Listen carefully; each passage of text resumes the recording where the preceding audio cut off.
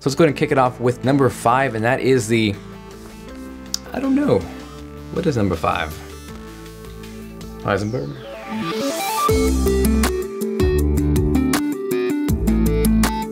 Today's video is brought to you by Audible. Hey guys, Jonathan here with TLD. I hope you guys are having a fantastic weekday, weekend, whenever you may be watching this. Today we are talking Galaxy S5. Now, I know it's officially been released for a few days now, but I kind of wanted to sit back and kind of gather my thoughts and really assess how I felt about it, because going into it, I had so many high hopes for the Galaxy S5. Once the leak started happening and it was officially released, I gotta admit I was honestly a little disappointed. Now, I was not able to make it out to New York where they had a hands-on of the Galaxy S5, but fortunately, my good buddy Marquez, who most of you guys more than likely know, was down to lend me some of the footage he shot to use for this video. So huge thanks to Marquez, and definitely check out his first impressions if you haven't already, which is linked down below. Now, I'm sure myself, like many of you guys out there, were crossing their fingers that this was finally gonna be the year that Samsung ditched the plastic design and actually busted out a premium, well-built flagship phone. But of course, that did not happen. But don't fret too bad, because we do have that beautiful gold edition Band-Aid Galaxy S5, which honestly kind of looks like someone jacked Midas's fugly stick, duct taped a golf ball to it, smacked the Galaxy S4 right in the face, and out came this monstrosity. Now, interestingly enough, when I was putting my notes together for this video, if you go on Samsung's website, they actually only give you a closer look at 3 out of the 4 colors. So black is there,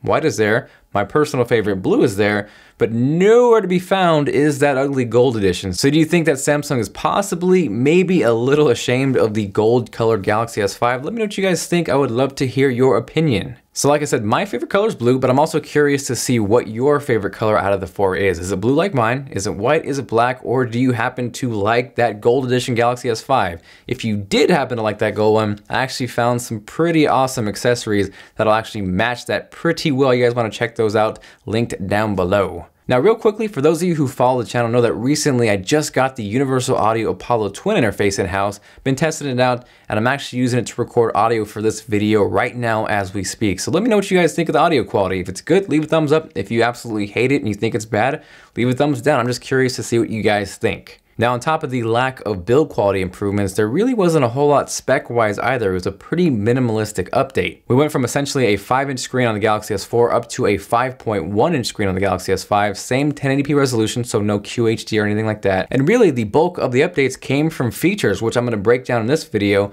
Last year, I did a top 5 features on the Galaxy S4, which did really well, so I thought you guys might enjoy a top 5 on the Galaxy S5. So let's go ahead and kick it off with feature number 5, and that is the heart rate sensor. So how it works is right below the camera, that is the heart rate sensor. You place your finger right there on the back, and it will actually measure your heart rate. Now, I've seen some people out there kind of dismiss this feature, but I actually found it really useful because, let's face it, all of us carry our phones with us all the time. So anything that adds convenience to our lives and equates to one less thing we have to carry, I am all for.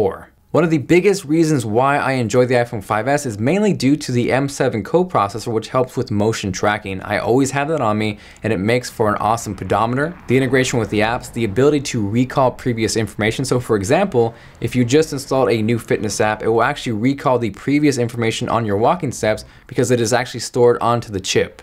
So I think with the Galaxy S5 having the heart rate sensor built in, it gives it that potential to be useful like the M7 coprocessor on the iPhone 5S. Plus, the integration with the Gear 2 and Gear Fit looks kind of awesome. I don't know about you guys, but something about that Gear Fit is kind of sexy.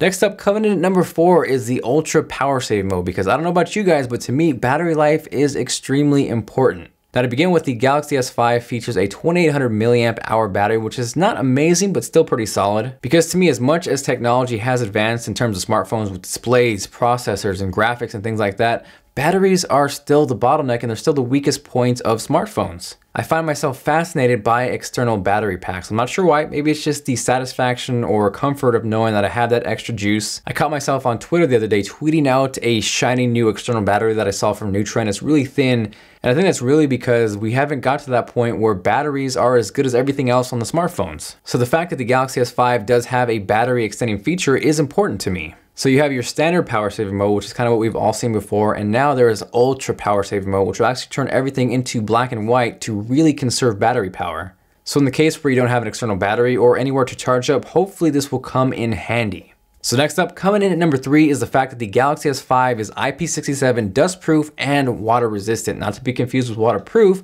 water resistant. Now, if you're curious on what the heck IP67 means exactly, if we break it down individually, IP stands for Ingress Protection or International Protection, and it's essentially a rating system of how well the externals protect the internals of an electronic product. So the first number ranges from 0 to 6, 6 being complete protection of dust, and the second number ranges from 0 to 8, in this case 7 meaning protection against temporary immersion between 15 centimeters and 1 meter for up to 30 minutes. Now, if the Galaxy S5 was IP68 rated, that would have meant it had protection against long periods of immersion over 1 meter and under pressure. So hopefully that kind of helped break it down. One thing I did notice though is at the cost of it being dust proof and water resistant is now the USB port is covered up, which I personally find kind of annoying. Some people really don't mind it, but I personally find it kind of cumbersome. Am I crazy, or do you guys agree with me?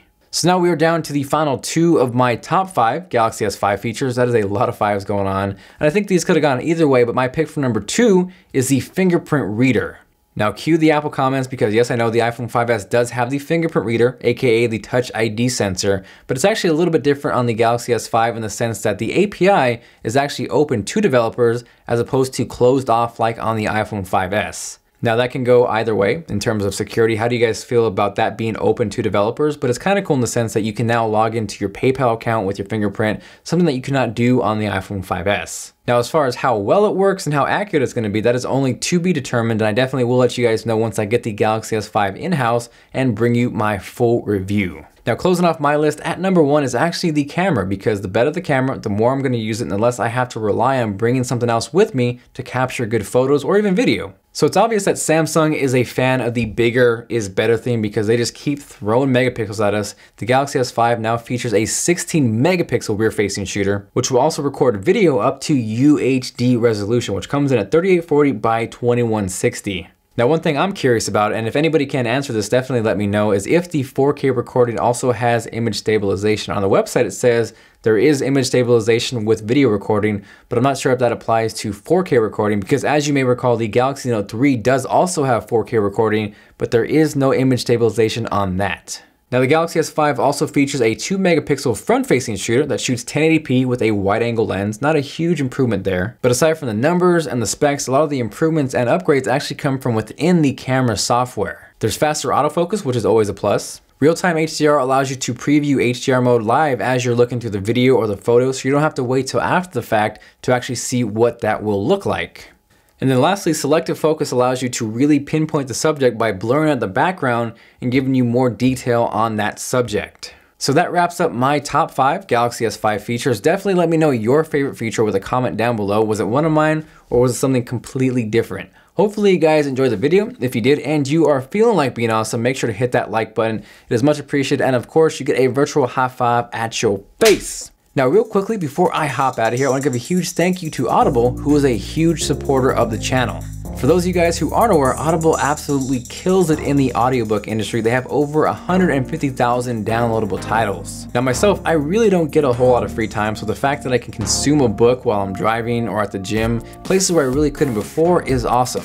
Now, if anybody out there is a fan of Gary Vaynerchuk or Gary V, I initially got into his work from his book Crush It, which I read a few years back, and it really kind of propelled me into the YouTube and kind of entrepreneur world. And I recently downloaded that on Audible so I could re-listen to it since it's been a couple years, and it was definitely a kick in the pants in terms of motivation goes. So if you guys haven't checked that out, I would highly recommend it. And you can actually get it for free by heading over to audible.com/today. You can choose that book, which if you are into the entrepreneur thing, I would highly recommend checking out, or any other book on there of your choice. Again, that's audible.com/today. Make sure to use that link so they know we sent you. You guys get a free book, you guys help support the channel, and everybody wins.